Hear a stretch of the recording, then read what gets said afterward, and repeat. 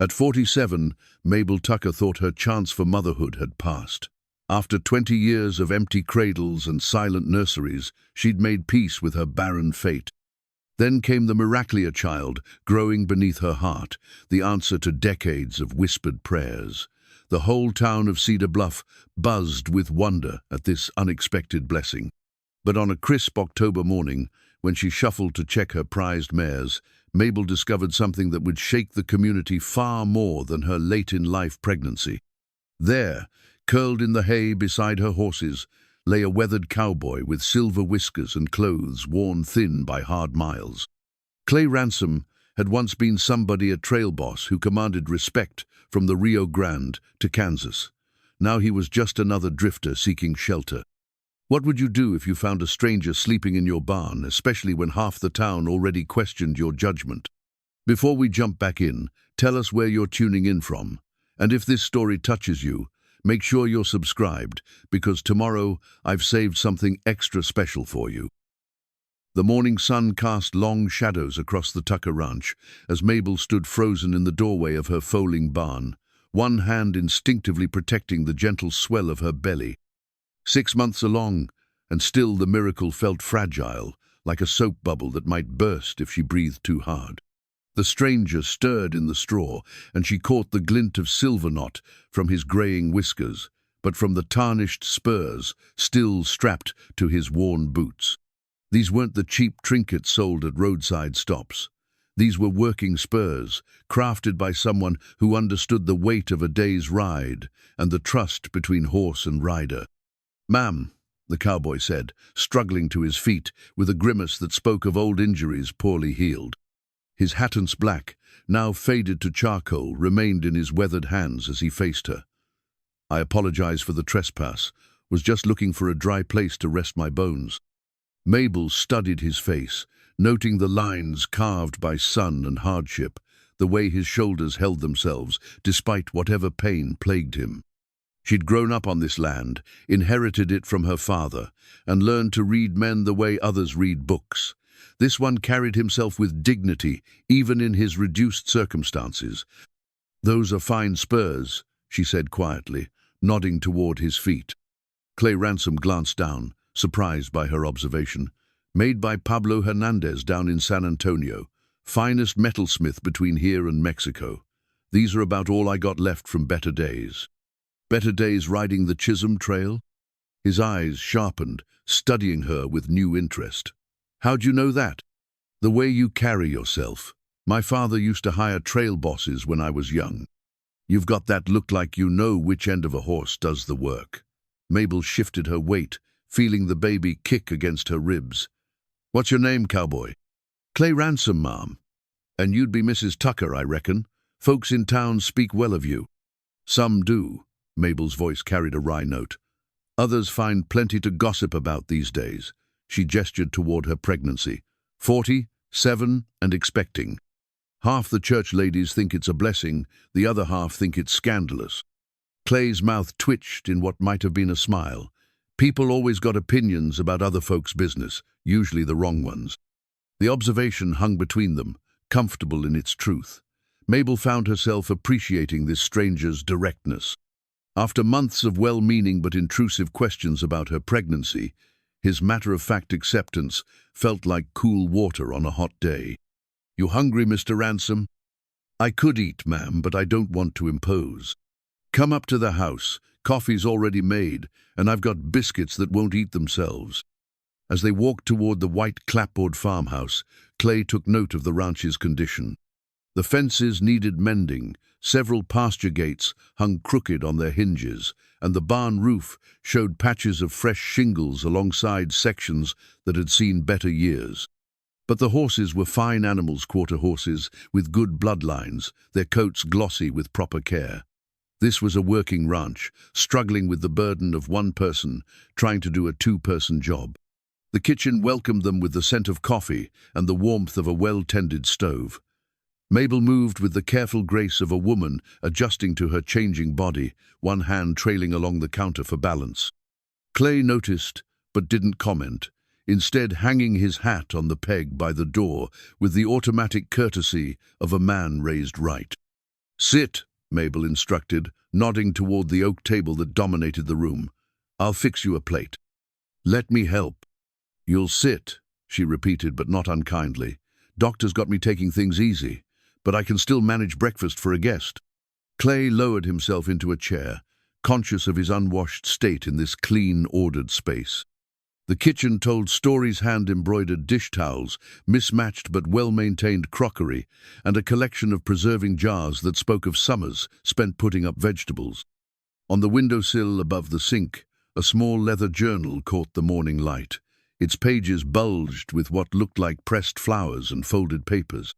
"Been keeping horses long?" Clay asked, accepting the plate of eggs, bacon, and fresh biscuits she set before him. "All my life. Daddy started with nothing but dreams and a good eye for horseflesh. Built this place into something special." Mabel poured herself coffee but remained standing, leaning against the counter. "Lost him 5 years ago. Lost my husband 3 years back. Been managing alone since then.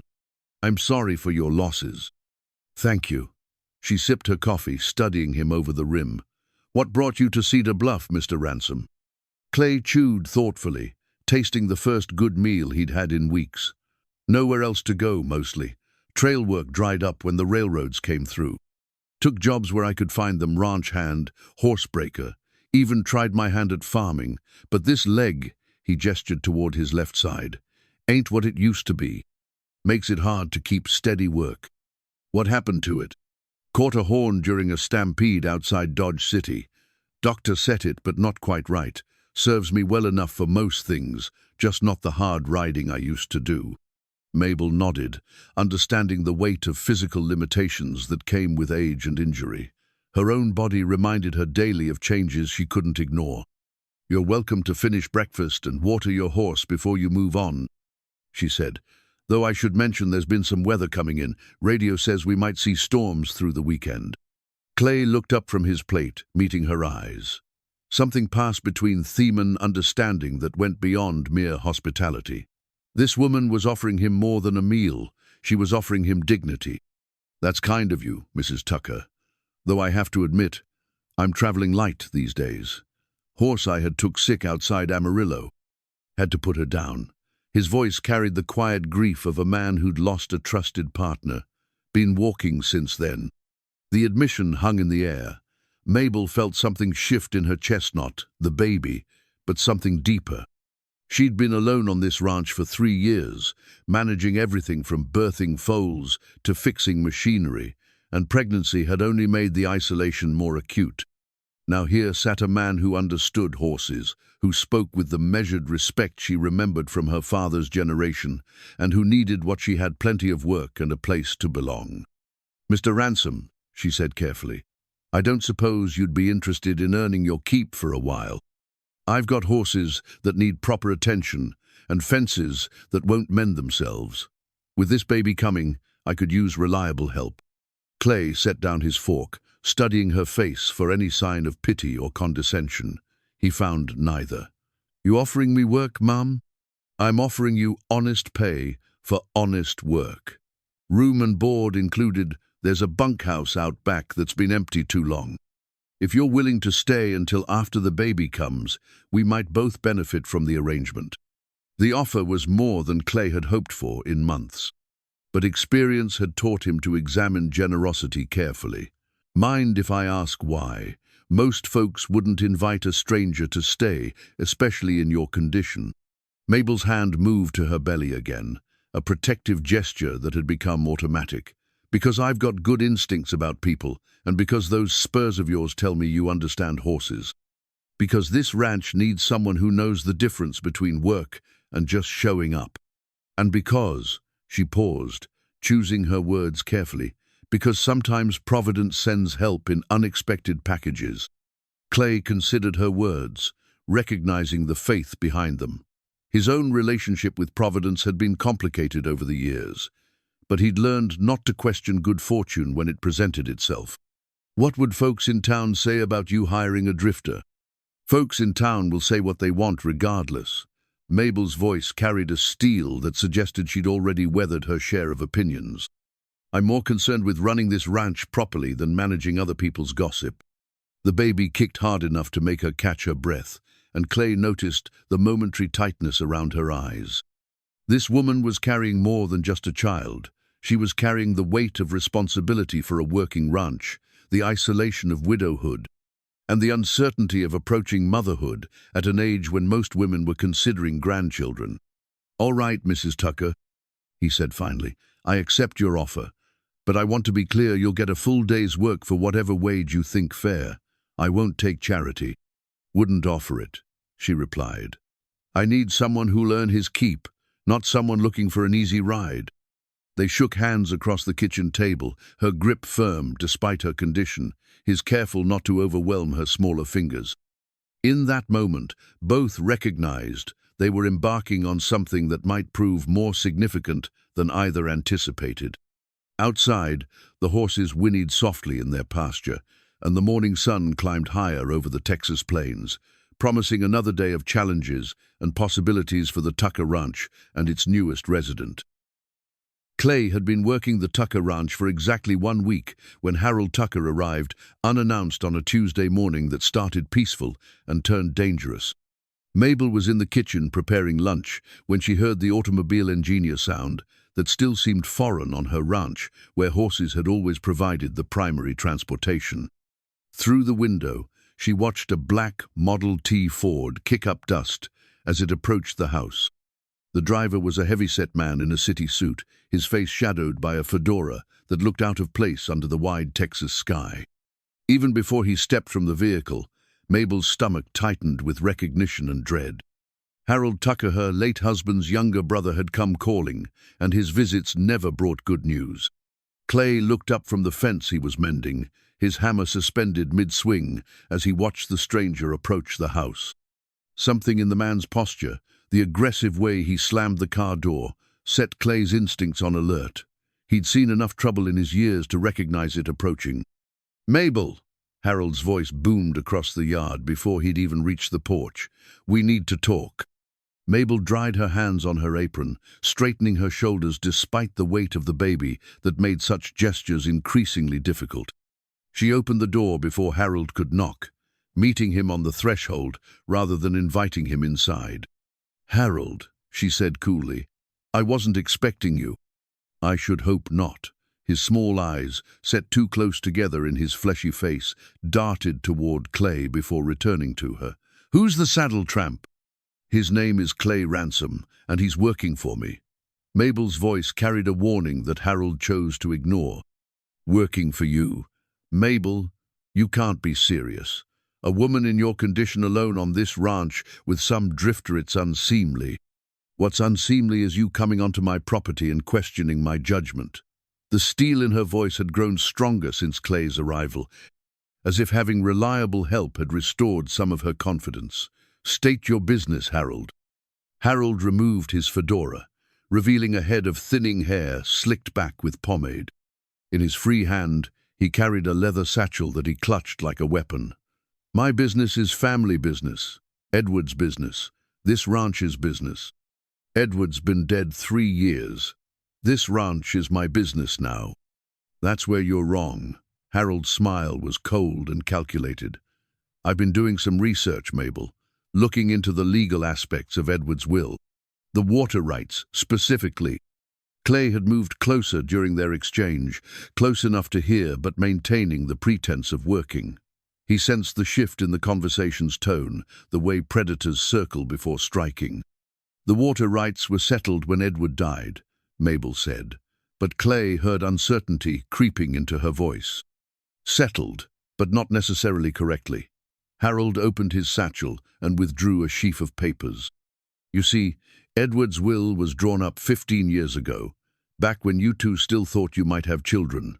The language is very specific about the ranch passing to his heirs." "It passed to me. I am his heir." "His widow," Harold corrected.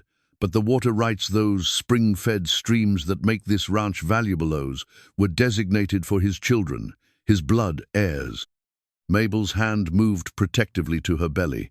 "This baby isn't born yet," Harold interrupted. And given your age, your history of difficulty conceiving, well, let's just say it's premature to count on that solving your legal problems." The cruelty of his words hit like a physical blow. Clay saw Mabel's face pale, saw her grip the doorframe for support. Without conscious thought, he started toward the house, his jaw set in hard lines.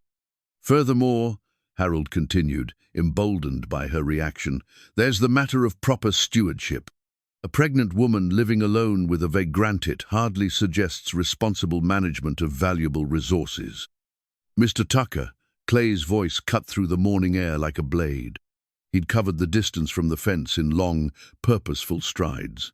"I believe the lady asked you to state your business."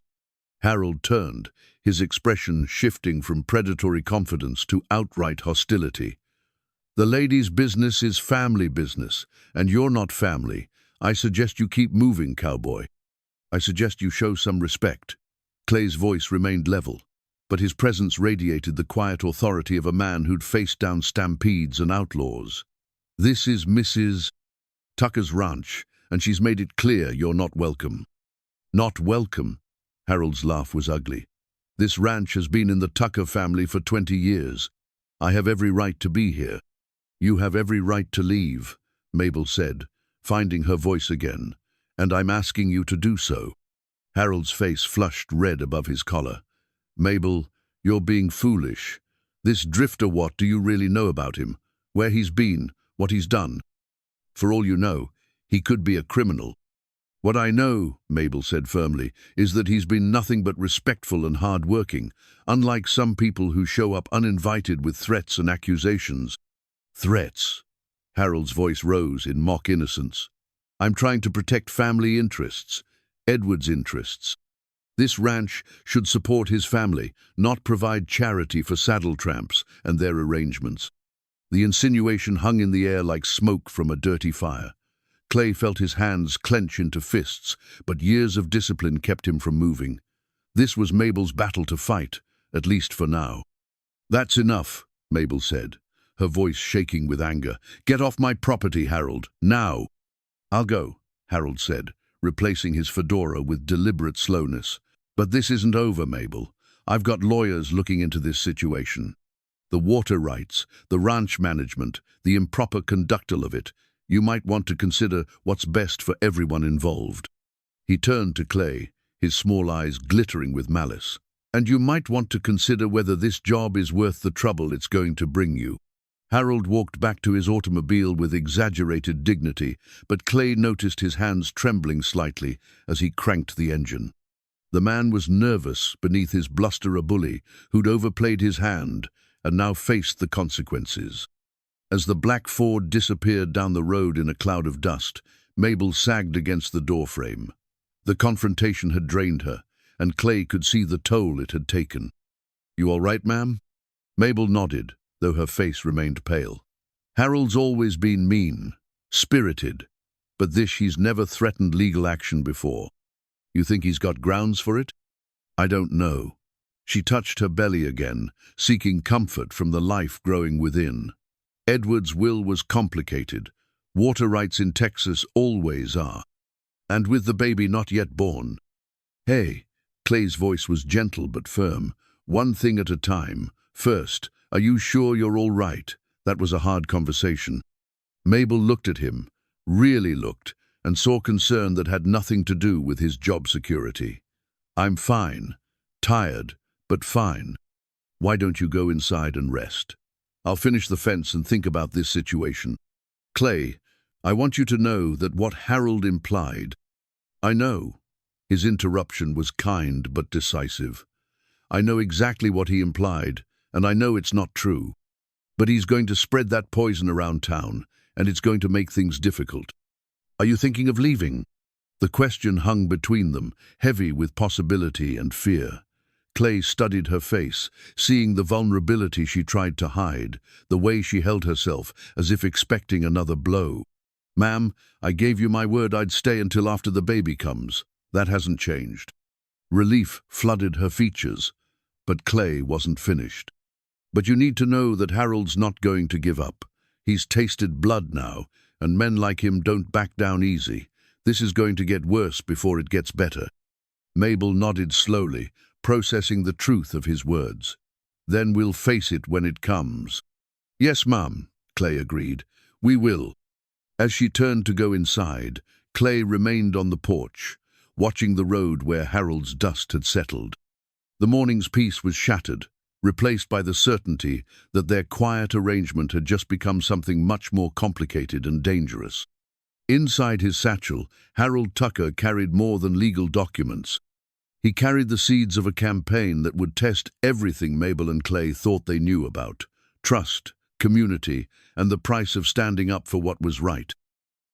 The broken fence rails lay scattered like old bones across the back pasture, testament to years of deferred maintenance and the weight of responsibility that had fallen on Mabel's shoulders alone. Clay worked methodically in the afternoon heat, sweat darkening his shirt as he pulled rotted posts from the hard Texas earth.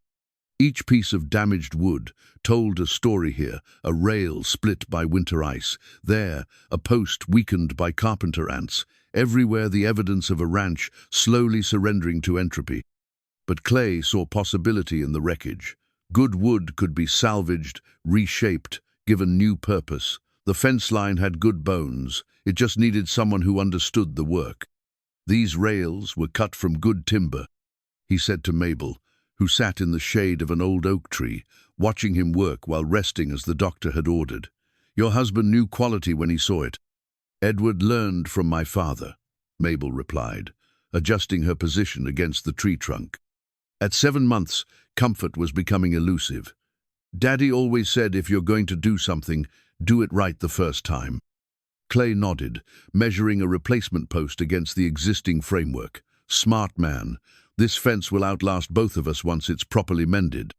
The parallels weren't lost on either of them.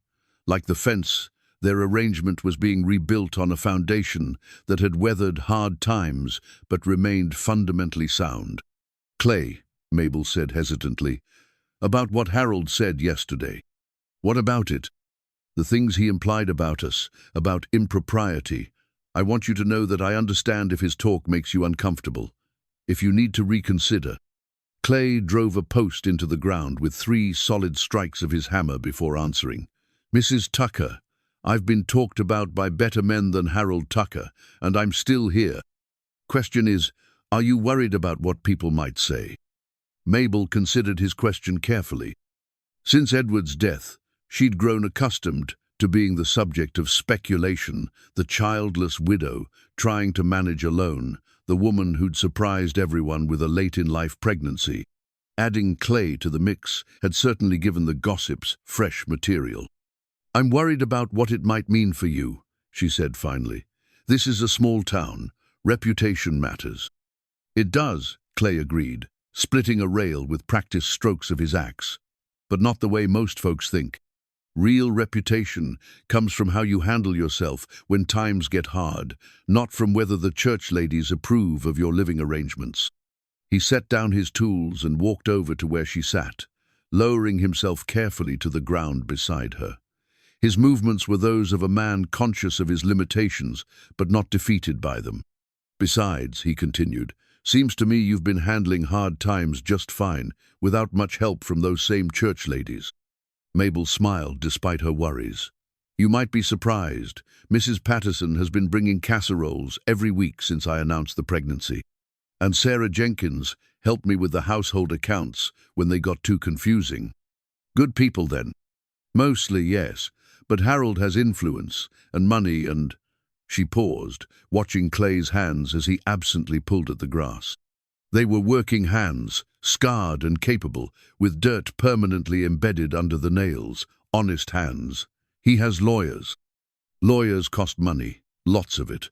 And from what I can see, this ranch is worth fighting for. Clay gestured toward the pasture, where Mabel's horses grazed contentedly. Those are fine animals. The land's good. Water's reliable. Someone willing to work could make a decent living here. Could they? The question carried weight beyond mere curiosity. I mean, really? With cattle prices what they are, and the railroad making trail drives obsolete.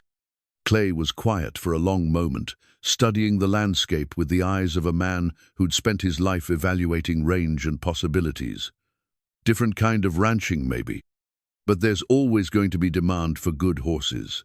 And this close to town, there might be other opportunities. Such as, well, you've got that flat stretch by the creek that would make good farmland. Could grow feed for the horses, maybe some cash crops. And with automobiles getting more common, folks are going to need reliable transportation while they're figuring out this new machinery.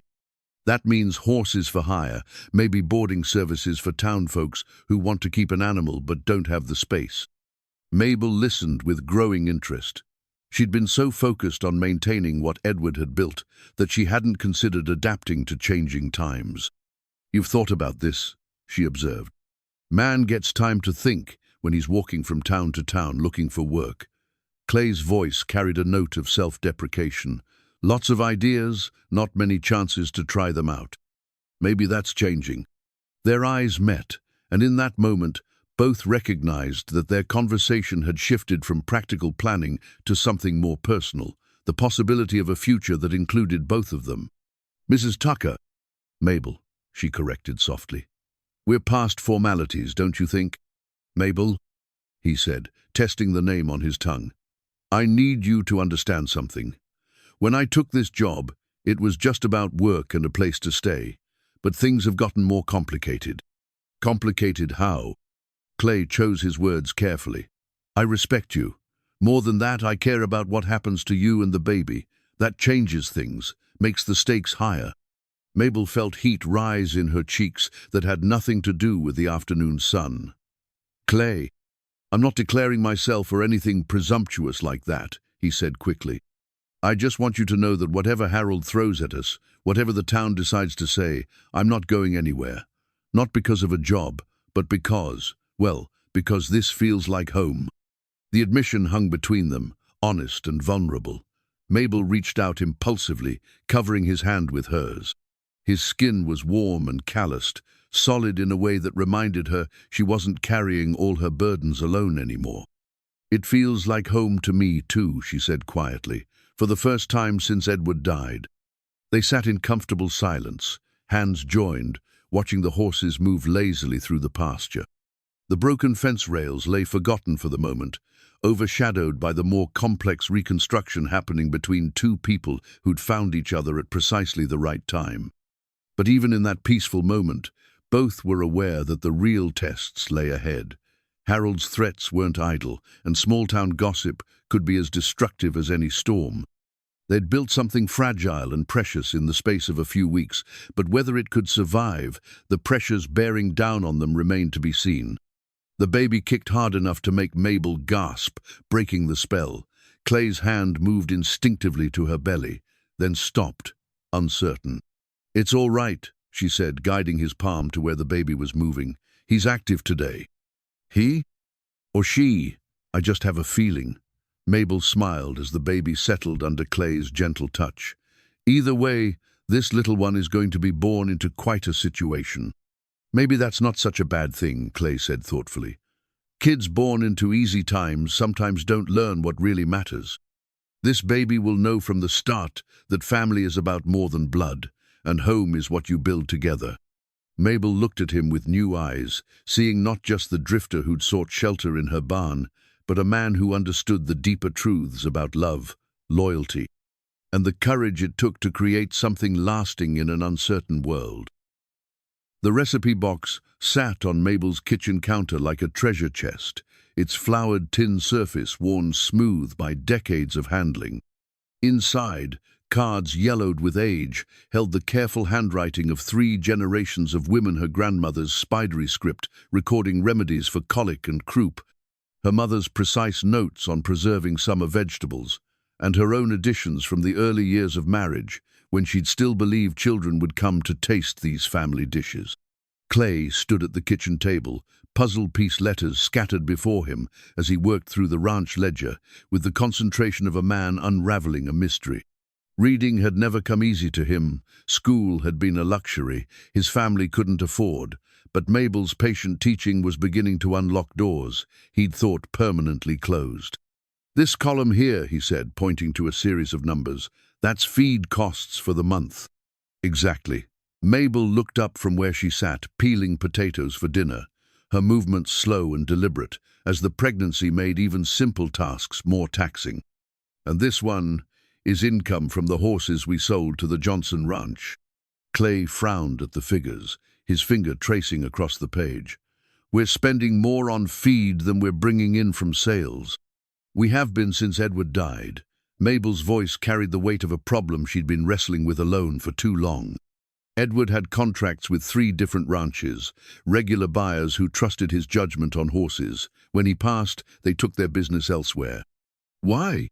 The question was simple, but Mabel's answer came slowly, as if she were admitting something shameful. "They didn't trust a woman to know horseflesh the way Edward did. Even though I grew up with these animals, even though I can read bloodlines, as well as any man in the county." Clay set down his pencil, studying her face. "You've been proving them wrong for 3 years." "Have I?" "The books don't lie, Clay. We're barely keeping our heads above water. The books show what's happened. They don't show what's possible." Clay stood, moving to look out the kitchen window toward the pasture where Mabel's mares grazed with their foals. "Those are fine animals, best I've seen in years of traveling. The problem isn't the quality, it's the marketing." Mabel joined him at the window, her hand automatically moving to support her lower back. "What do you mean?" Edward's buyers knew him, trusted his reputation. But reputation dies with a man unless someone works to keep it alive. "You've been maintaining the horses, but you haven't been selling the story." "What story?" Clay pointed toward a young stallion, coal-black with white markings, who stood apart from the herd with the bearing of natural royalty. "That horse right there, what's his breeding?" "That's Thunder's Pride. His sire was Lightning Strike, out of the Reynolds Ranch near Austin. His dam was Evening Star, one of the finest cutting horses in central Texas." "And his temperament?" "Sweet as Sunday morning with people, but he's got fire when he needs it. I've been working with him since he was a colt, and he's got the makings of something special." Clay smiled. "There's your story. Not just breeding papers and bloodlines, but a woman who knows each animal personally, who's invested 3 years of her life in their development. That's worth something to the right buyer." Mabel felt a spark of hope she hadn't experienced in months. "You think people would be interested in that?" "I think people buy from folks they trust, and trust comes from knowledge and commitment. You've got both in abundance." The conversation was interrupted by the sound of an approaching wagon. Through the window, they saw Doc Henderson's familiar bay mare pulling his medical cart up the lane. But the doctor wasn't alone. Beside him sat Sarah Jenkins, Mabel's closest neighbor, and one of the few women in Cedar Bluff who'd supported her pregnancy without reservation. "Afternoon, Mabel," Doc Henderson called as he climbed down from his wagon. At 65, he moved with the careful precision of a man who'd learned to conserve his energy for what mattered most. "Thought I'd check on you and the little one." Sarah Jenkins was a woman of 40, with kind eyes and work-roughened hands, who ran her own small farm with the help of her teenage sons. She carried a covered basket that smelled of fresh bread and something savory that made Clay's mouth water despite the substantial lunch he'd already eaten. "Sarah brought dinner," Doc announced, helping her down from the wagon. "Figured you might be too tired to cook, what with the baby getting bigger and all the excitement of having a new hand around." Clay noticed the careful way Sarah's eyes evaluated him, not with the suspicion he'd encountered from some of the townspeople, but with the shrewd assessment of a woman who'd learned to judge character quickly and accurately. "You must be Clay Ransom," she said, offering her hand in a firm shake. "I'm Sarah Jenkins. I live about 3 miles east, and I've been hearing interesting things about you." "Good things, I hope," Clay replied, appreciating her directness. "Mostly." Sarah's smile took any sting out of her words, though Harold Tucker has been spreading some stories that don't sound much like the man Mabel's described to me. Doc Henderson chuckled as he retrieved his medical bag from the wagon. "Harold Tucker talks more than a magpie and makes about as much sense. Now, Mabel, let's have a look at you and see how this baby's doing." As Doc Henderson conducted his examination in the front room, Sarah and Clay found themselves alone in the kitchen. Sarah unpacked her basket methodically, a pot roast with vegetables, fresh bread, and a jar of peach preserves that caught the afternoon light like liquid gold. "That's from my own trees," she said, noticing Clay's interest in the preserves. "Mabel's always been partial to peaches." "It's kind of you to bring food." "It's what neighbors do." Sarah's tone suggested this was a fundamental truth, not a matter for discussion. "Though I'll admit, I partly came to get a look at the man who's got the whole town talking." Clay felt his defenses rise slightly. "And what's your assessment?" Sarah studied him for a long moment, taking in his respectful posture, the way he'd automatically started helping with the unpacking without being asked, the gentle care with which he handled Mabel's good dishes. "My assessment," she said finally, "is that Mabel Tucker has better judgment than most people give her credit for, and that some folks in this town need to mind their own business instead of meddling in hers. Harold Tucker included?" "Especially Harold Tucker." Sarah's voice hardened. "That man's been circling this ranch like a vulture ever since Edward died, waiting for Mabel to fail so he could swoop in and claim what he thinks should be his." Clay leaned against the counter, grateful to finally have someone speak plainly about the situation. "What's his real interest? The land? The water rights?" "Both, plus pure meanness. Harold never liked that Edward inherited this place instead of him, never mind that Edward was the older brother and actually worked the land. Harold went off to the city, made some money in speculation, and figured that entitled him to come back and claim what he wanted." From the front room, they could hear Doc Henderson's voice, calm and professional, as he examined Mabel. Sarah lowered her voice, leaning closer to Clay. "There's something else you should know. Harold's been to see Judge Morrison twice in the past week. Morrison's wife mentioned it to me at the general store. They're definitely planning something legal." Clay's jaw tightened. "Any idea what?" "Nothing specific, but in a town this size, lawyers don't get consulted unless someone's planning to use them. And Harold's got enough money to make trouble, even if he doesn't have justice on his side. What can we do?" Sarah smiled at his use of "we," recognizing the commitment in the word. "We can make sure Mabel's not isolated. Community support matters in legal disputes, especially when one side has money and the other side has right on their side. And if the community's divided, then we work to unite it." Sarah's expression grew determined. "Mabel Tucker has been a good neighbor to everyone in this county for 20 years. She's never asked for charity, never failed to help when others needed it. People remember that, even if they're confused about the current situation." Doc Henderson's voice carried from the front room. "Everything looks good, Mabel. Baby's growing well, heartbeat strong. But I want you to take things easy. No heavy lifting and plenty of rest." As they heard movement from the front room, Sarah quickly finished unpacking her basket. "I'll talk to some of the other women," she told Clay quietly. "See if we can organize some help for the final weeks of pregnancy. If Harold wants to make this about community standards, we'll show him what real community looks like." Clay nodded, appreciating both her support and her strategy. When Mabel and Doc Henderson returned to the kitchen, they found Sarah arranging flowers in a mason jar and Clay studying the recipe box with curious interest. "Your grandmother's recipes?" he asked Mabel. 3 generations worth." Mabel's voice carried pride, tinged with melancholy. "I always hoped to pass them on to a daughter someday." "Maybe you still will," Doc Henderson said gently.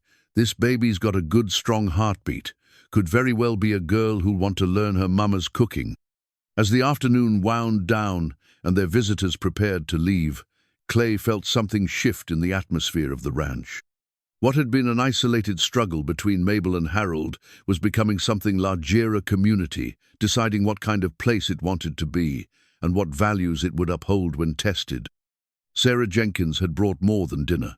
She'd brought the promise of alliance, the assurance that they weren't facing their challenges alone. And in her simple declaration of neighborly support, Clay heard the first notes of a strategy that might prove more powerful than any legal maneuvering Harold Tucker could devise. Clay's worn saddle rested on a sawhorse in the tack room, its leather darkened by years of sweat and weather, shaped by countless miles of trail and range work.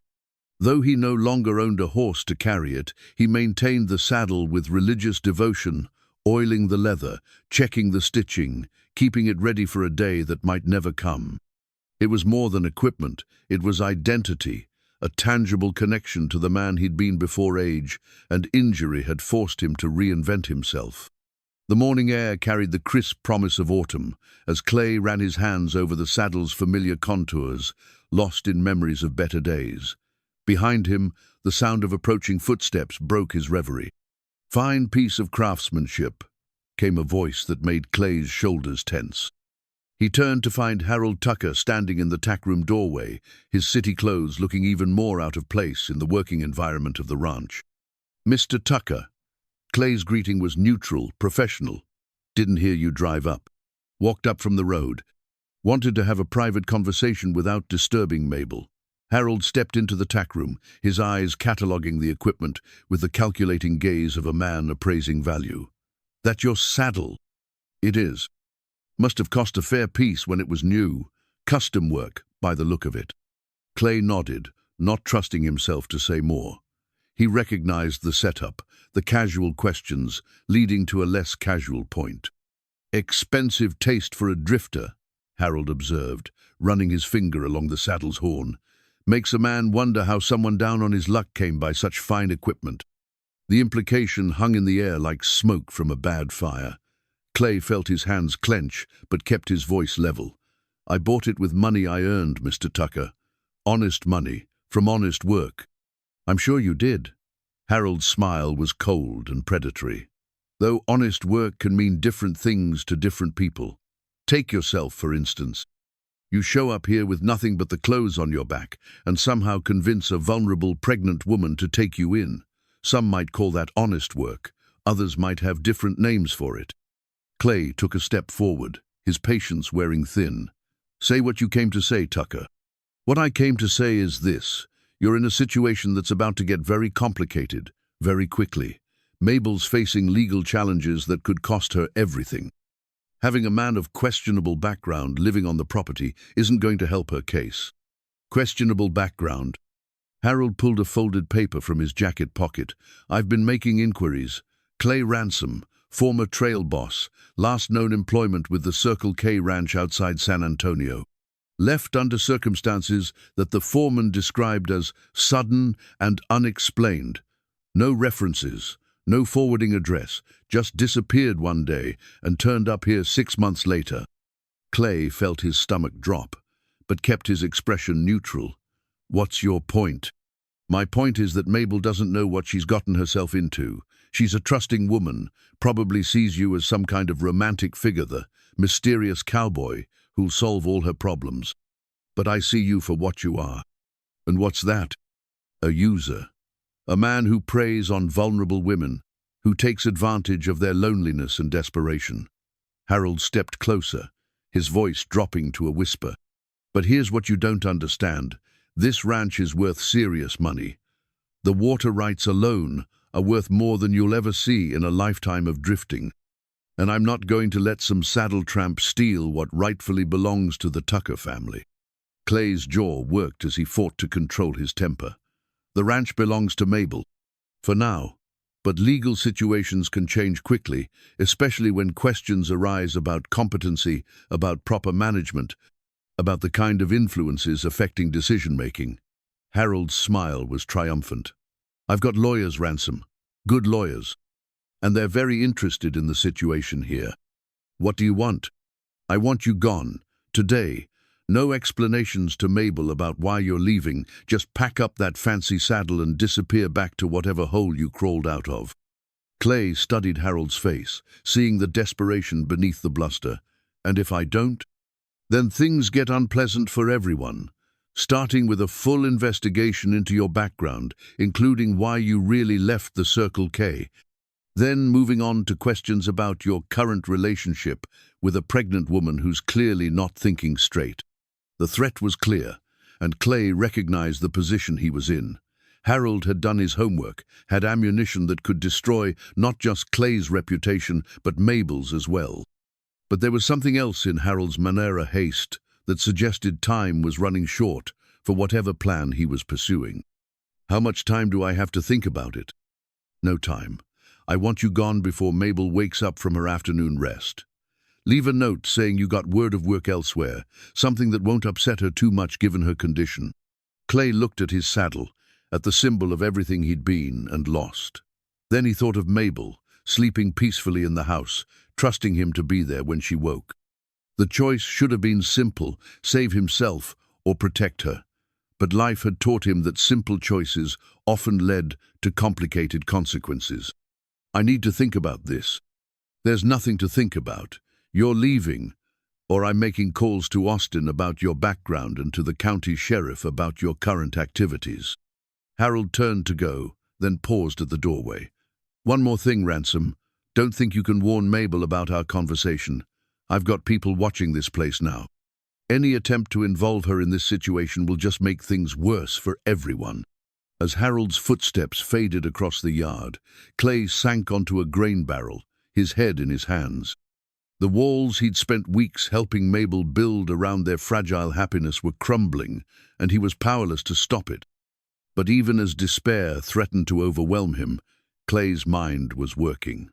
Harold's desperation, his insistence on immediate action, suggested vulnerability. The man was afraid of something, afraid enough to risk everything on threats and intimidation. Clay stood, running his hand one more time across his saddle's worn leather. Harold Tucker might have money and lawyers, but he'd made a crucial mistake. He'd revealed his desperation. And desperate men made errors that careful planning could exploit. Walking to the tackroom window, Clay watched Harold's retreating figure cross the yard toward his automobile. The man moved with the nervous energy of someone operating on borrowed time, constantly checking over his shoulder as if expecting pursuit. Clay made his decision. He wouldn't be running, and he wouldn't be leaving Mabel to face Harold's schemes alone. But he would need to be smarter than he'd ever been, more careful than his nature usually allowed. The game Harold wanted to play had rules, and Clay was about to learn them well enough to win. First, though, he needed to understand exactly what Harold knew about his past, and more importantly, what he didn't know. The Circle K ranch, that was a story Clay had hoped would stay buried, but if Harold was digging, the truth would come out eventually anyway. Better to control how it emerged than to let Harold weaponize it. As the black Model T disappeared down the road, Clay began formulating a plan. Harold Tucker thought he held all the cards, but he'd never dealt with a man who'd spent 30 years learning that the best defense was often a well-planned offense. The saddle would stay where it was, ready for the day when Clay would need it again. Because one way or another, this fight was far from over. Mabel's wedding ring caught the lamplight as she twisted it absently around her finger, a gesture that had become habit during moments of deep thought. The simple gold band had grown loose over the months of pregnancy and worry, sliding easily over knuckles that had grown thinner as her body channeled its resources toward the growing child. 3 years after Edward's death, she still wore it, not from inability to let go, but as a reminder of what love looked like when it was built on partnership and respect. Now, watching Clay through the kitchen window as he worked with the horses in the evening light, she found herself questioning what it might mean to love again. The confrontation in town that afternoon had shaken her more than she'd admitted to Clay. The general store, which had always been a place of friendly conversation and community news, had felt hostile for the first time in her life. Mrs. Dalton, the banker's wife, had turned away without acknowledgement. Tom Morrison, the feed store owner, had served her with cold efficiency rather than his usual warmth. Even Mrs. Patterson, who'd been bringing weekly casseroles, had seemed awkward and distant. But it was the encounter with the group of church ladies near the post office that had truly disturbed her. "Mabel, dear," Mrs. Hutchinson had said, her voice dripping with false concern, "we've been so worried about you, in your condition, living alone with that stranger." "Clay is hardly a stranger anymore," Mabel had replied, keeping her voice level despite the anger building in her chest. "He's been working for me for over a month." Working? Mrs. Pemberton had repeated, the word weighted with insinuation. Yes, well, we've heard about his work. What exactly have you heard? The women had exchanged glances, the kind of meaningful looks that preceded the delivery of carefully sharpened gossip. Harold Tucker has been asking questions, Mrs. Hutchinson had continued, about this man's background, his history. Apparently, there are gaps, unexplained circumstances. Harold Tucker, Mabel had interrupted, is not a reliable source of information about anyone's character. Perhaps not, Mrs. Pemberton had agreed with false reasonableness. But we're concerned about you, about the baby. A woman in your position needs to be careful about the company she keeps. The conversation had continued in that vein for several more painful minutes, well-meaning concern wrapped around a core of judgment and suspicion. By the time Mabel had extracted herself and returned to the ranch, she'd felt exhausted and somehow soiled by the encounter. Now, as she prepared dinner and watched Clay work with Thunder's pride in the corral, she found herself studying him with new eyes. What did she really know about his past? He told her about the Chisholm Trail, about his injury, about the decline of trail driving work. But there were gaps, periods of his life that remained unexamined. Did it matter? The question surprised her with its complexity. 3 months ago, it wouldn't have mattered at all. He was simply a hired hand, temporary help during a difficult time. But somewhere between his gentle way with the horses and his patient help with the ranch books, between shared meals and comfortable conversations, Clay Ransom had become something more. The baby kicked, drawing her attention back to her swelling belly. In 3 months, she would be responsible for another life entirely. The choices she made now would affect not just herself, but the child who would grow up on this ranch. What kind of environment was she creating? What kind of man was she allowing into their lives? Clay looked up from the corral, catching her, watching him. Even at a distance, she could see him smile, could read the concern in his posture as he noticed her stillness at the window. Without hesitation, he handed the lead rope to the horse and started toward the house. "Everything all right?" he asked, stepping into the kitchen and immediately moving to check the stove where dinner was cooking. It was a gesture she'd grown accustomed to, his automatic assumption of shared responsibility for daily tasks. "Fine," she said, then reconsidered. "Actually, no. Not fine." Clay pulled out a chair and sat beside her at the kitchen table, giving her his full attention. "What happened in town?" Mabel told him about the encounters, about the changed attitudes and whispered suspicions. As she spoke, she watched his face, looking for signs of guilt or defensiveness. Instead, she saw sadness and a weary recognition. "I was afraid this would happen," he said when she finished. "Harold's been spreading poison, and it's starting to take hold. Is there truth to what he's saying? About gaps in your history, unexplained circumstances?" Clay was quiet for a long moment, and Mabel felt her heart sink. But when he looked up, his eyes met hers directly. "There are things I haven't told you," he said carefully. "Not because I was trying to deceive you, but because they're painful, and I didn't see how they mattered to the work I was doing here. They matter now." "Yes," he agreed. "They do." Clay stood and walked to the window, his hands clasped behind his back. The Circle K ranch left there under a cloud. There was an incident with the foreman's son, a boy named Jimmy who was barely 20 and full of the kind of anger that comes from being raised hard. Mabel waited, sensing the difficulty of whatever he was about to tell her. Jimmy had been drinking and decided to take it out on one of the horses, beat the animal with a quirt until it was bleeding and terrified. "I stopped him." Clay's voice grew harder. "Maybe I stopped him harder than I should have. The boy ended up with a broken jaw and a concussion. And his father was the foreman, with connections to the owner. It didn't matter that half a dozen men saw what Jimmy was doing to that horse. What mattered was that a hired hand had put his hands on the boss's son." Clay turned back to face her. "I left that night rather than force a confrontation that would have hurt everyone."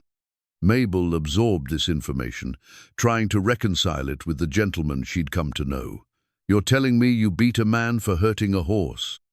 I'm telling you, I lost my temper and used more force than necessary to stop cruelty. It wasn't my finest moment, but I can't say I regret protecting that animal." The admission hung between them, honest and painful. Mabel found herself thinking not about Clay's violence, but about his motivation. In her experience, men who were genuinely cruel to animals were often cruel to people as well. But men who protected the helpless, even at cost to themselves— "Is there more?" she asked.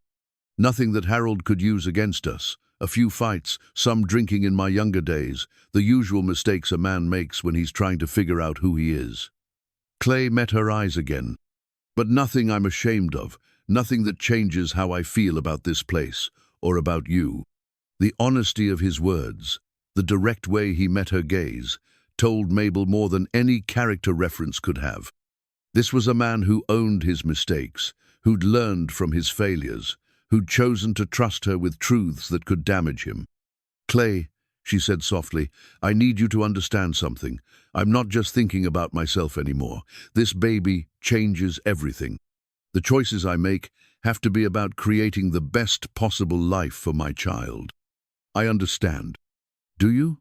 Because if Harold can use your past against us, if staying here puts you or me or the baby at risk, then we'll face it together." Clay interrupted. "All of it. Whatever Harold thinks he knows, whatever the town decides to believe. But I won't run, and I won't let you face this alone."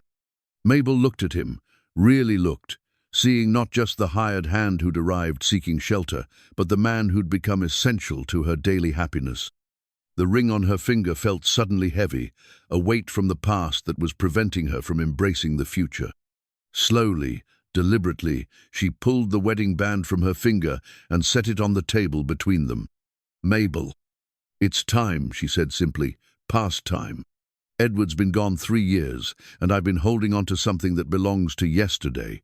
She met Clay's eyes, seeing her own hope reflected there. "I want to think about tomorrow instead." Clay reached across the table, covering her hand with his. "What does tomorrow look like?" "I don't know yet," she admitted, "but I know it includes you if you want it to." The baby kicked again, as if offering an opinion on the conversation. Both adults laughed, the tension of the moment breaking into something lighter and more hopeful. Outside, the horses moved peacefully through the pasture, and the ranch settled into the comfortable rhythms of evening. Whatever challenges Harold Tucker was preparing to unleash, whatever gossip the town chose to spread, Mabel and Clay would face it as partners. The wedding ring lay forgotten on the table, a symbol of the past finally released in favor of an uncertain but promising future. The forged documents lay scattered across Harold Tucker's kitchen table like evidence of a crime which, Clay realized with growing clarity, was exactly what they were. Through the window of Harold's house, where he crouched in the darkness of a moonless night, Clay could see Harold hunched over the papers with a magnifying glass, carefully comparing signatures and making minute adjustments with a fine-tipped pen. Clay had followed Harold after watching him leave the ranch that afternoon, suspicious of the man's confident demeanor and cryptic threats. What he'd discovered in the past hour of surveillance was far worse than anything he'd imagined. Harold Tucker wasn't just threatening legal action, he was manufacturing the evidence to support it. The papers appeared to be property deeds, water rights documents, and what looked like correspondence between Edward Tucker and various officials. But even from his limited vantage point, Clay could see the telltale signs of forgery: slightly different ink colors, inconsistent handwriting pressure, and the nervous way Harold kept checking his work against what appeared to be genuine samples. Clay's blood ran cold as he realized the scope of Harold's deception. This wasn't about legitimate legal challenges or family inheritance disputes. This was outright fraud, designed to steal Mabel's ranch through fabricated documentation. A sound from inside the house made Clay freeze. Harold was talking to someone, his voice carrying through the thin walls. "Told you. The documents will be ready by morning. Judge Morrison won't question them if they appear to be from Edward's private papers." Clay strained to hear the response, but it came from someone on the telephone rather than another person in the room. Don't care about the risks. The woman's vulnerable, pregnant, obviously not thinking clearly. With these documents and testimony about her inappropriate relationship with that drifter, we can have her declared incompetent to manage the property. The conversation continued, but Clay had heard enough. Harold wasn't just planning to contest Mabel's ownership, he was orchestrating a complete legal assault designed to strip her of everything Edward had left her. Clay was preparing to retreat when Harold's voice rose in anger. What do you mean she's gone into labor? The plan was to wait until after the baby was born, to avoid complications. Clay's heart stopped. Mabel in labor. But that was impossible. She wasn't due for another 6 weeks. And she'd been fine when he'd left her that evening to check the fence line where he'd supposedly spotted Harold earlier. Flash flood warnings. What flash flood warnings? I haven't heard any. The sound of static from what must have been a radio filled the brief silence, followed by Harold's increasingly agitated voice. Can't reach the ranch by road? Well, what about Dr. Henderson? Is he know he's where? Attending to Mrs. Morrison, tonight of all nights. Clay felt the world tilting around him. Flash flood, Mabel in premature labor, no doctor available. And here he was, miles from the ranch, listening to Harold plot her destruction while she faced a medical emergency alone. Without another thought for stealth or consequences, Clay burst from his hiding place and ran toward the road where he'd left his borrowed horse of Mabel's mares that he'd ridden to follow Harold. The animal was trained for ranch work, not speed, but it would have to do. As he mounted and spurred the horse toward the Tucker ranch, Clay heard Harold's voice calling from the house, angry and confused. But there was no time to worry about whether he'd been discovered. Every minute he'd wasted on surveillance was a minute Mabel had been suffering alone. The ride back to the ranch became a nightmare of mud and rising water.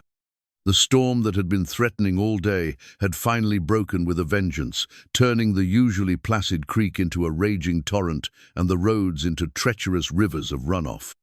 Twice Clay had to dismount and lead the horse through water that reached his knees, feeling for solid footing in the darkness. When he finally reached the ranch, the house was blazing with light. Through the windows, he could see Mabel moving slowly from room to room, one hand pressed to her back, the other braced against furniture for support. Even from outside, her distress was obvious. Clay left the exhausted horse in the barn and ran toward the house, his boots squelching in the mud. He burst through the kitchen door without knocking, calling her name. "Mabel, are you—" He found her in the front room, bent over the sofa with her face contorted in pain. When she looked up at him, her face was pale and streaked with tears. "Clay," she gasped. "Thank God. The baby, it's coming. I tried to get to town, but the road's washed out, and I can't." Another contraction seized her, cutting off her words. Clay was at her side instantly, supporting her weight and helping her to the sofa. "How long?" he asked, forcing his voice to remain calm, despite the panic clawing at his chest. "Since about 2 hours after you left. I thought it was just the usual discomfort, but then—" She gripped his hand as another wave of pain hit her. "Clay, it's too early." "Something's wrong." "Nothing's wrong," Clay said with more confidence than he felt. "Babies come when they're ready, and sometimes that's earlier than expected. We're going to handle this." "But there's no doctor, no midwife." "There's us," Clay said firmly, "and women have been having babies since the beginning of time without doctors hovering around." What he didn't say was that he'd assisted with more than a few births during his years on the trail, not human births, but enough foaling mares and calving cows to understand the basics of the process. It wasn't ideal, but it was better than panic. "I need to get some supplies ready," he said. "Clean sheets, hot water, towels. Can you tell me where things are?" Mabel nodded, grateful to have someone taking charge of the practical details while she focused on managing the pain. "Linen closet upstairs, extra towels in the kitchen pantry, there's a kettle. I'll find everything, you just focus on breathing through the contractions." As Clay moved efficiently through the house gathering supplies, his mind raced through the implications of what he'd discovered at Harold's house. The forged documents, the planned legal assault, the convenient timing of this emergency, none of it was coincidence. But those concerns would have to wait. Right now, the only thing that mattered was helping Mabel safely deliver the child that had become so precious to both of them. Outside, the storm raged with increasing fury, cutting them off from the outside world and forcing them to rely on nothing but their own courage and determination. It was, Clay reflected grimly, probably exactly what Harold had been hoping for. But Harold Tucker had made one crucial miscalculation. He'd assumed that isolation would make them vulnerable. Instead, it was about to reveal just how strong they'd become together. As another contraction gripped Mabel and she called his name, Clay abandoned his worries about forged documents and legal schemes. The most important battle of their lives was about to begin, and everything else would have to wait until this new life made its way safely into the world. The rain pounded against the windows like an enemy seeking entry, but inside the little ranch house, two people prepared to face whatever challenges came next, with nothing but love, determination, and faith in each other. Harold Tucker's documents could wait until morning. Tonight belonged to life, to hope, and to the family that was about to be born in the middle of a Texas storm. Doc Henderson's medical bag sat like a beacon of hope on the kitchen table, its worn leather surface beaded with rainwater from his treacherous journey through the storm. The 65-year-old physician had arrived an hour before dawn, exhausted and mud-splattered after Clay's desperate ride through the flooding countryside to fetch him. "You did good work, son," Doc Henderson said quietly to Clay as he examined Mabel and the baby in the front room. "Mother and child are both stable, but it was touch and go there for a while." Clay felt his knees go weak with relief.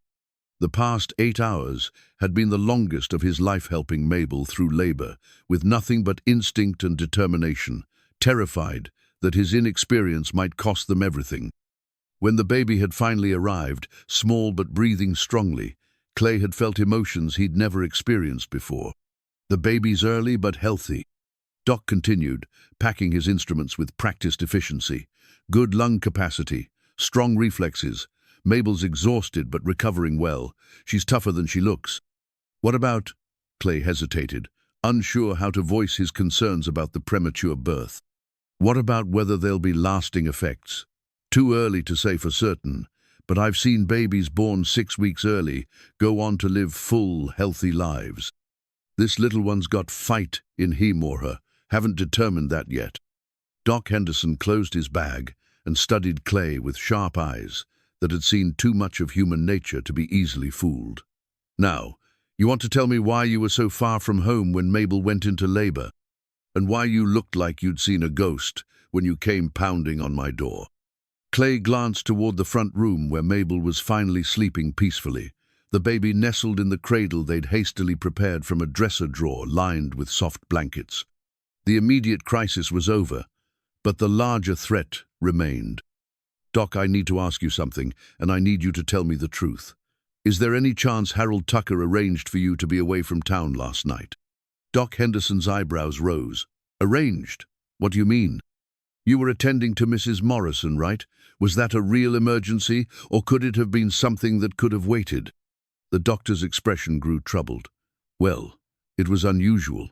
Mrs. Morrison claimed to be having chest pains, but when I examined her, I couldn't find anything wrong. She seemed anxious more than anything else, and the timing was odd. She sent her boy to fetch me just as the storm was getting bad." Clay felt his suspicions crystallizing into certainty. "Doc, I think Harold Tucker is planning something bigger than just legal challenges. Last night, I saw him with forged documents, property deeds, water rights papers, things that would give him claim to this ranch." "Forged? Are you certain?" "I've seen enough legal documents in my time to know the real thing from a fake. Harold's planning to present false evidence to support his claims, probably counting on the fact that Mabel would be too overwhelmed with a new baby to fight effectively." Doc Henderson was quiet for a moment, absorbing the implications. "That's a serious accusation, Clay. Harold Tucker may be a snake, but forgery is a federal crime." "I know what I saw." Clay's voice was firm. "The question is, what do we do about it?" Before Doc Henderson could answer, the sound of approaching horses drew their attention to the window. Through the grey dawn light, they could see a group of riders picking their way carefully across the flooding landscape toward the ranch house. "Who's that?" Doc asked, squinting through the glass.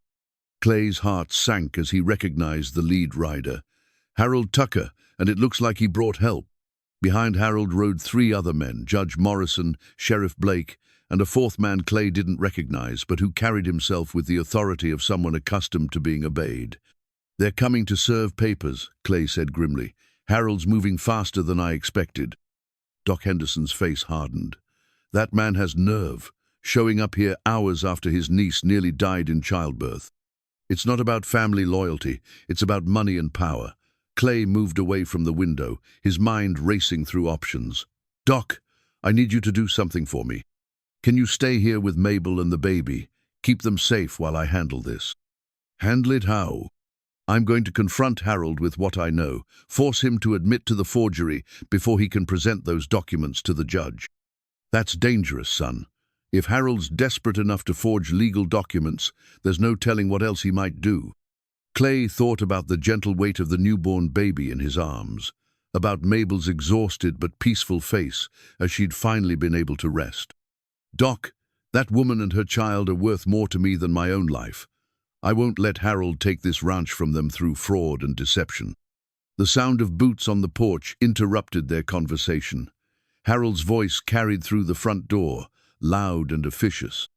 "Mabel Tucker, this is official business. Open up." Clay moved toward the front room, intending to wake Mabel, but Doc Henderson caught his arm. "Let me handle the introductions," the doctor said quietly. "As her physician, I have authority to limit her exposure to stress during recovery."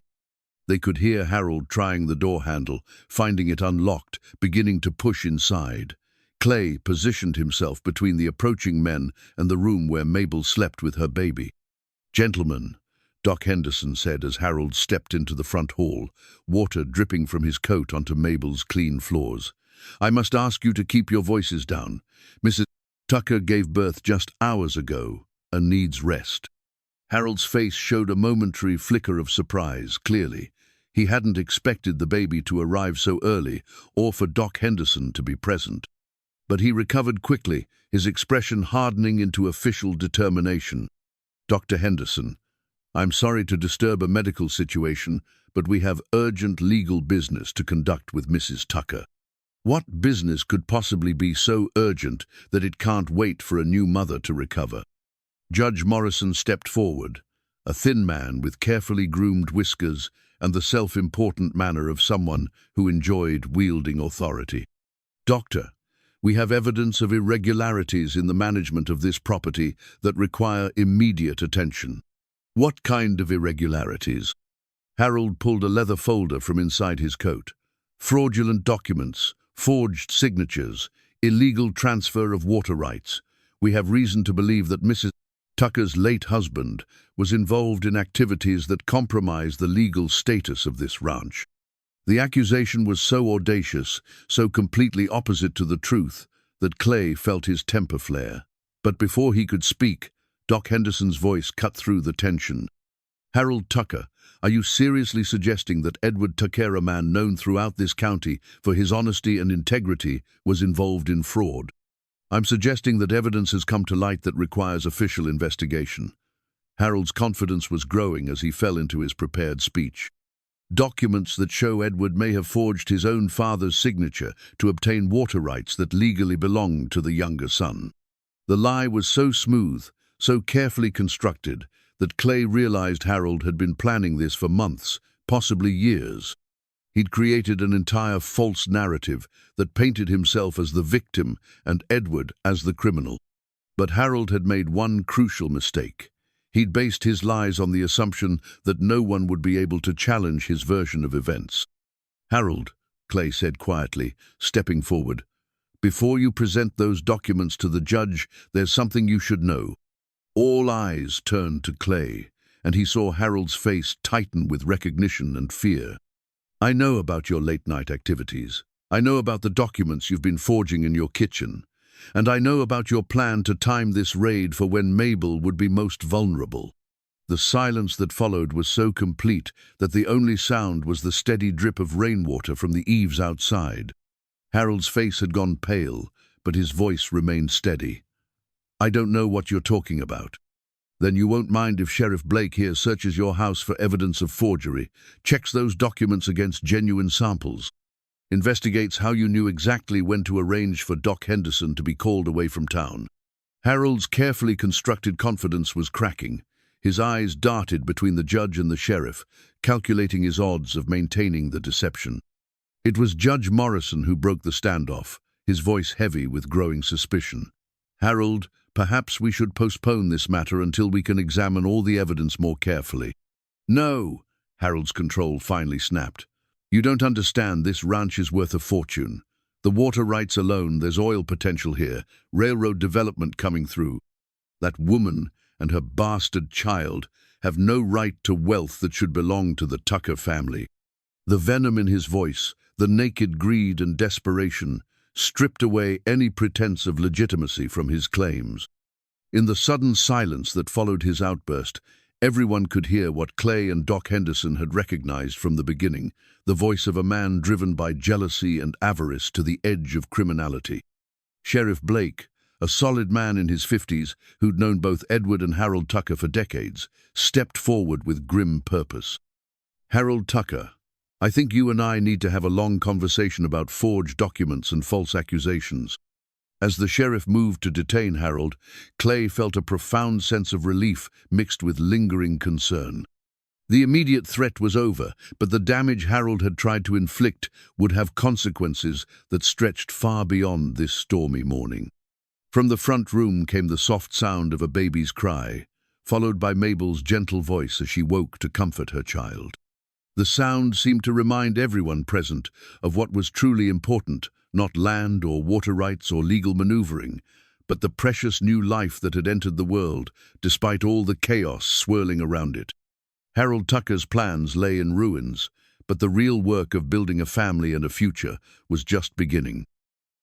The newborn's first blanket was a masterpiece of community love-hand, knitted by the church ladies who had gathered in Sarah Jenkins' parlor the moment word spread about the baby's dramatic arrival. Soft yellow wool worked in an intricate pattern of tiny flowers and vines. It represented everything Harold Tucker had tried to destroy and everything the community had chosen to embrace instead. Mrs. Patterson held the blanket reverently as she approached the ranch house, leading a procession of women that included Sarah Jenkins, Mrs. Hutchinson, Miss Pemberton, and even the banker's wife, Mrs. Dalton. The same women who had whispered doubts and suspicions just days before now carried casseroles, baby clothes, and offers of help that spoke to the power of a newborn child to transform hearts and perspectives. "Mabel, dear," Mrs. Patterson called softly through the screen door, "we've come to see the baby and bring some things you might need." Mabel emerged from the front room, moving carefully but with the radiant exhaustion of new motherhood. In her arms, wrapped in one of Edward's old shirts that had been hastily repurposed as swaddling, was the tiniest, most perfect baby anyone in Cedar Bluff had seen in years. "Ladies," Mabel said, her voice thick with emotion, "you didn't need to." "Nonsense," Sarah Jenkins interrupted, setting down a basket that smelled of fresh bread and soup. "This is what neighbors do. This is what family does." The word family hung in the air with particular significance. These women had come not just to coo over a new baby, but to make a statement about what kind of community Cedar Bluff was going to be. Clay watched from the kitchen doorway, still exhausted from the night's ordeal but deeply moved by the transformation he was witnessing. Harold's arrest that morning had sent shockwaves through the town, and the revelation of his attempted fraud had forced everyone to reconsider their assumptions about the situation at the Tucker Ranch. "Is it true about Harold?" Mrs. Hutchinson asked quietly, her voice carrying shame for the doubts she'd harbored. "About the forged documents?" "It's true," Mabel confirmed. Clay discovered his plan and stopped it before he could present false evidence to Judge Morrison. All eyes turned to Clay, and he felt the weight of their reassessment. The mysterious drifter they'd viewed with suspicion had proven himself a protector, a man who'd risked everything to expose the truth and save the ranch. "We owe you an apology," Mrs. Dalton said directly to Clay. "We let Harold's poison influence our judgment. We should have trusted Mabel's character assessment of you." Clay nodded acknowledgement but didn't speak. He understood that trust, once broken, had to be rebuilt through actions, not words. "May we see the baby?" Mrs. Patterson asked, stepping forward with the yellow blanket. "We brought something special." Mabel settled into the rocking chair by the window, and the women gathered around as she gently unwrapped the infant. The baby was indeed small-born, 6 weeks early but perfectly formed, with a cap of dark hair and the Tucker family's distinctive strong chin. "Oh, Mabel," Sarah breathed. "She's beautiful." "She? Well, I suppose we should check." Sarah gently lifted the edge of the makeshift swaddling, then smiled broadly. "It's a girl, Mabel. You have a daughter." The announcement brought tears to Mabel's eyes. A daughter. Someone to carry on the family recipes, to learn the stories of the ranch, to grow up strong and independent in the Texas landscape that had shaped her mother and grandmother before her. Mrs. Patterson stepped forward with the yellow blanket, carefully wrapping the baby in its soft folds. "This is from all of us," she said simply. "Every stitch made with love, every thread chosen with care. Welcome to the world, little one." The baby settled contentedly into the new blanket, as if recognizing the love that had gone into its creation. The women cooed and fussed, each taking a turn to hold her and offer blessings for her future. "What will you name her?" Mrs. Pemberton asked. Mabel looked toward Clay, who had remained respectfully apart from the feminine gathering, but whose presence was clearly part of the family dynamic these women were witnessing. "I was thinking about Hope," Mabel said softly. "Hope Tucker. For all the hope she represents, all the possibilities that seemed impossible until she made them real." "Hope," Mrs. Patterson repeated, testing the name. "Hope Tucker. It's perfect."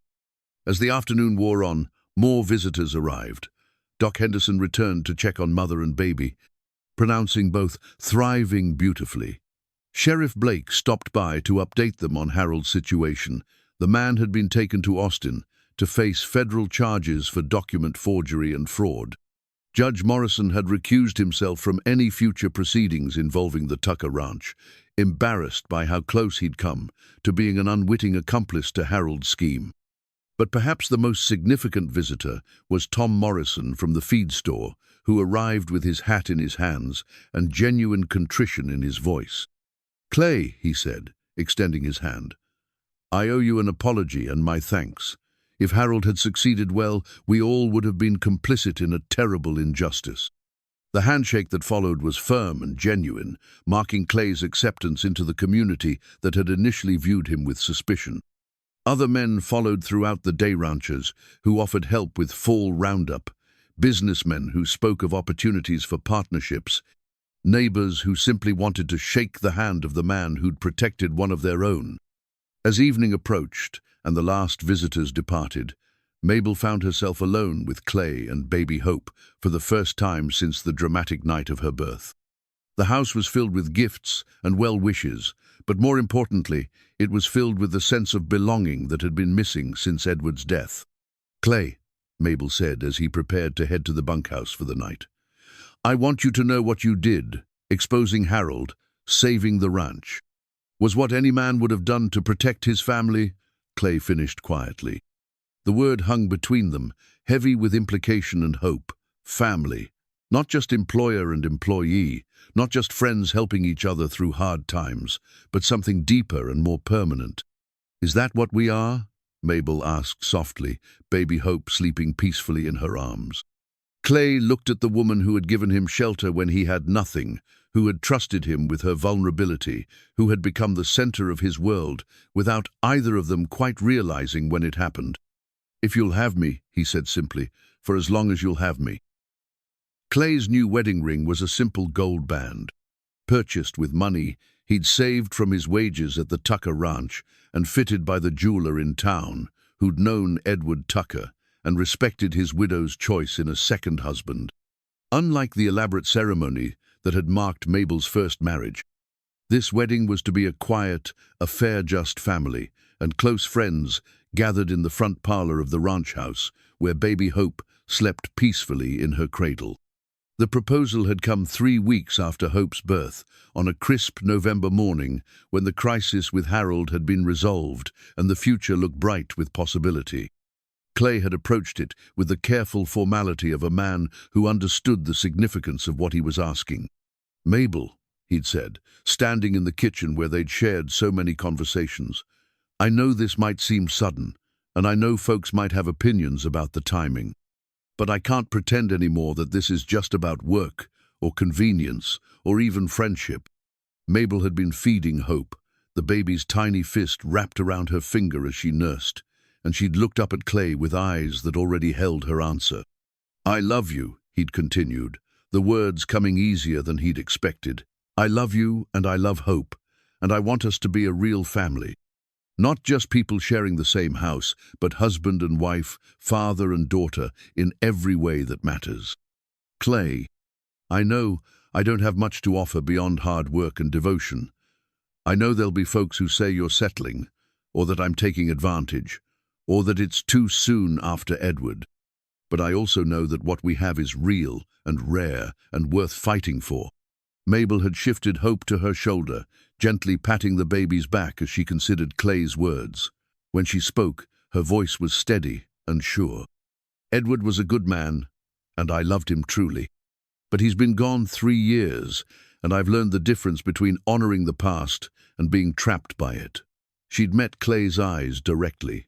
"I love you too, Clay Ransom. I love the man you are, the father you've already become to Hope, the partner you've been through everything we've faced." The kiss that sealed their engagement had been tender and full of promise, witnessed only by baby Hope, who'd chosen that moment to favor them with what might have been her first real smile. Now, 6 weeks later, the small gathering of friends and family filled the front parlor with warmth and joy. Sarah Jenkins had brought flowers from her greenhouse, creating simple but elegant arrangements that honored the season and the occasion. Doc Henderson would perform the ceremony ordained as a minister before he'd become a physician, a fact that surprised no one who knew his compassionate nature. Mrs. Patterson and the other church ladies had prepared a feast that filled the kitchen with the scents of roasted chicken, fresh bread, and apple pie. But perhaps most significantly, Tom Morrison and several other men from town had volunteered to handle the ranch chores for the day, ensuring that Clay could focus entirely on his wedding without worrying about the animals. "You clean up pretty well, Cowboy," Sarah Jenkins said to Clay as he stood before the mantelpiece in Edward's best suit, carefully altered to fit his somewhat leaner frame. The compliment carried genuine affection. Sarah had become one of their strongest supporters, often saying that anyone with eyes could see how happy Clay made Mabel. "Still feels strange," Clay admitted, adjusting the unfamiliar tie. "Getting married in another man's clothes in another man's house." "Edward would approve," Doc Henderson said firmly, approaching with his worn Bible and minister's stole. "That man wanted Mabel to be happy above all else. He'd be pleased to know she'd found someone worthy of her trust." The ceremony began with Mabel appearing at the top of the stairs, radiant in a simple blue dress that had belonged to her mother. She carried baby Hope in her arms. The 3-month-old would be part of the wedding, a symbol of the family they were creating together.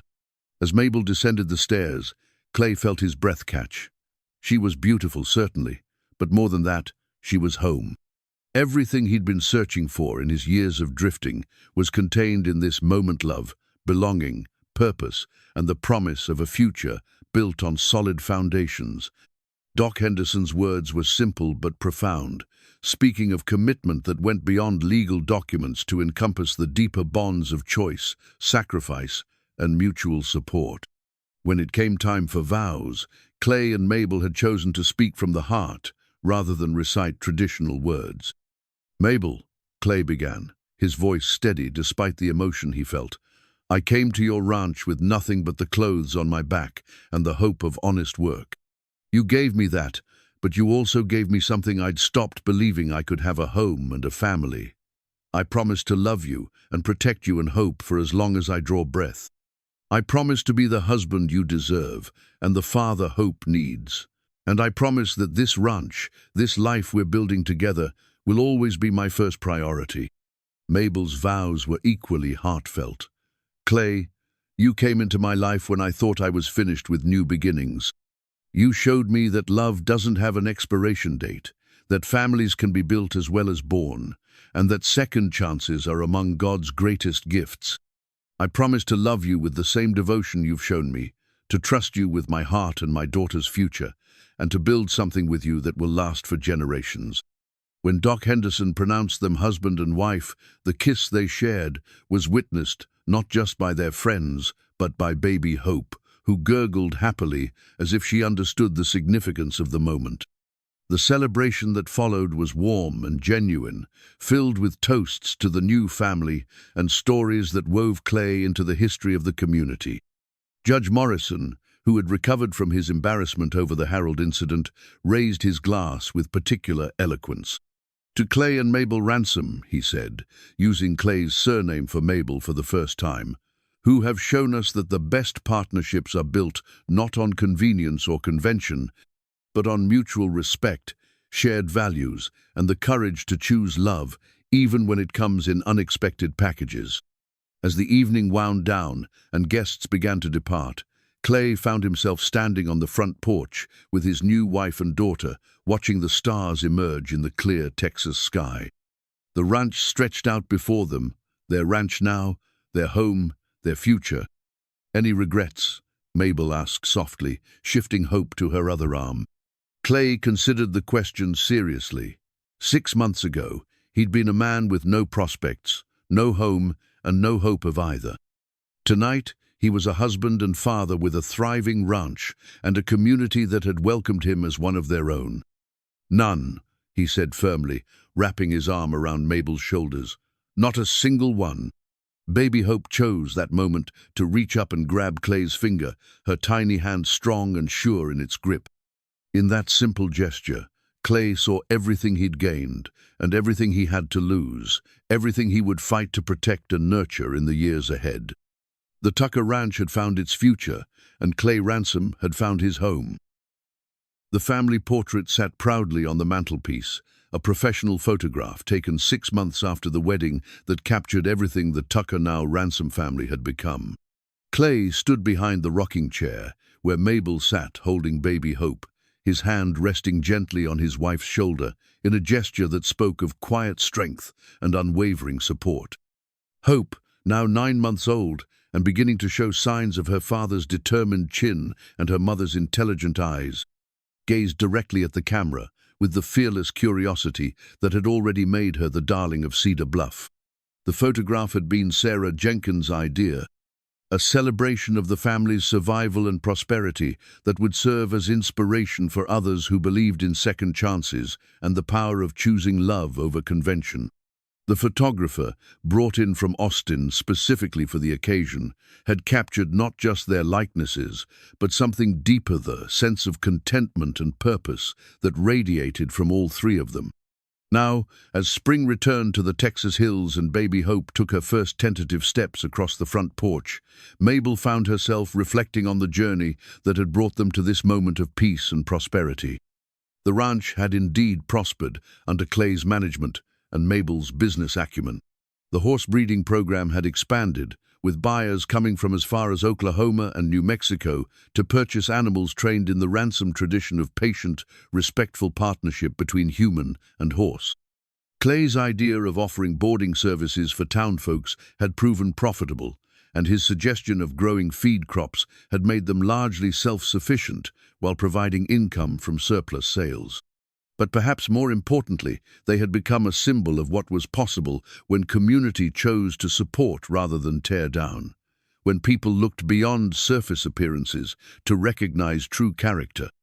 Harold Tucker had been sentenced to 5 years in federal prison for fraud and forgery, his schemes exposed in detail during a trial that had served as a cautionary tale throughout Central Texas.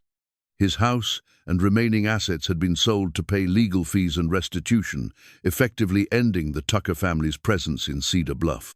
Justice had been served, but Mabel found she felt more relief than satisfaction.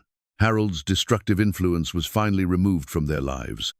The town itself had grown closer through the crisis, with many residents recognizing how quickly gossip and suspicion could be weaponized by those with selfish motives. The church ladies who had once whispered doubts about Clay now spoke proudly of their neighbor who had protected one of their own. The men who had initially viewed him with suspicion now sought his advice on horse training and ranch management.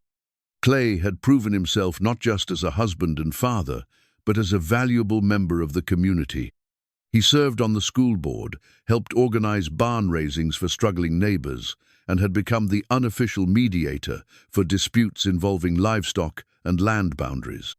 His reputation for fairness and quiet wisdom had made him one of the most respected men in the county. But it was in the quiet moments of family life that Mabel felt most grateful for the unexpected blessings that had transformed her world. Watching Clay teach hope to gentle a young foal, seeing his patient hands guide her tiny ones as she learned the respect and kindness that made the Tucker horses famous throughout the region. Listening to him read to her from the books he'd mastered with Mabel's help, his voice growing more confident with each story.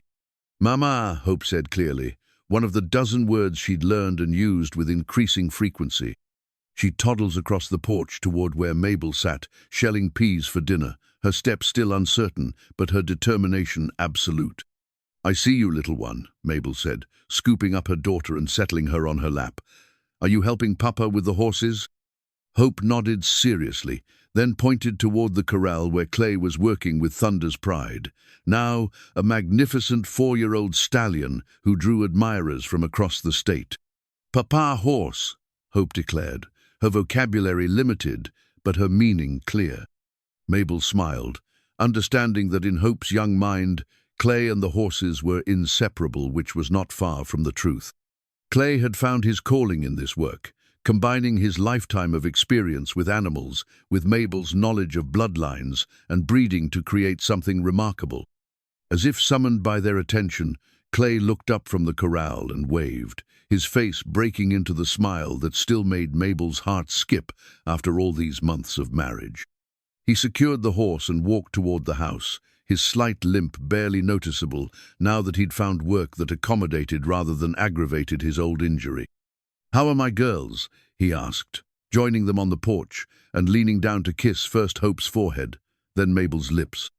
"Your daughter has been telling me about her morning with Papa and the horses," Mabel replied, enjoying the way Clay's face lit up whenever Hope was referred to as his daughter. The adoption papers had been finalized 3 months earlier, making legal what had already been true in every way that mattered. "She's got a natural way with them," Clay said, settling into the chair beside them. "Fearless but respectful. She'll make a fine horsewoman someday. Or maybe she'll want to be a teacher or a doctor or travel the world," Mabel suggested. "We'll support whatever dreams she chooses to pursue." Clay nodded, understanding the deeper conversation they were having.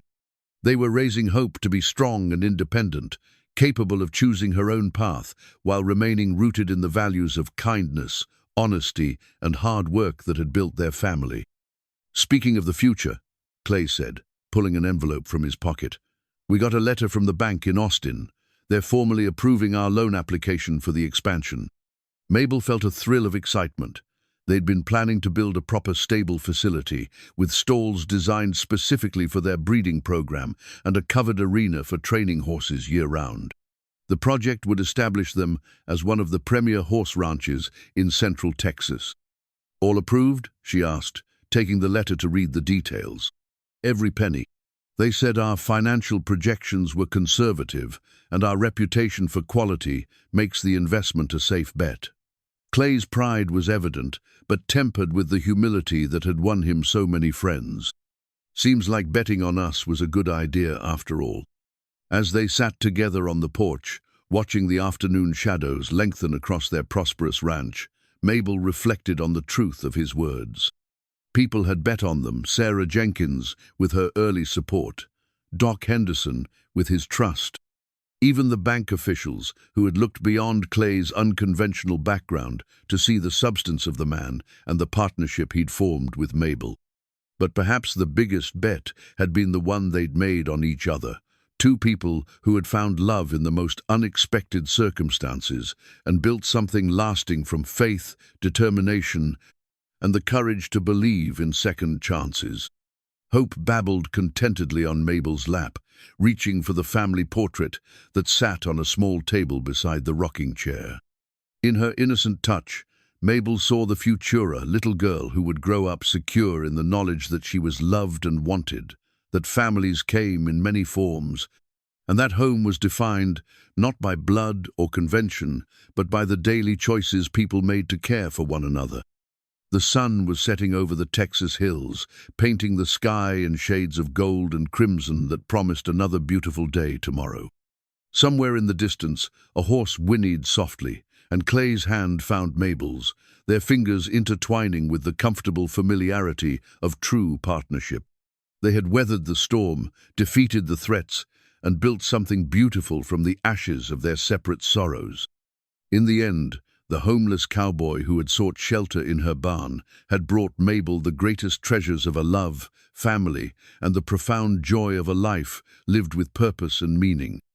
As the stars began to emerge in the darkening sky, 3 generations of love sat together on the porch of the Tucker Ranch now, and forever the Ransom ranch watching over the land and the legacy they would pass on to the future. Secure in the knowledge that the best stories begin with the simple courage to open your heart to unexpected possibilities.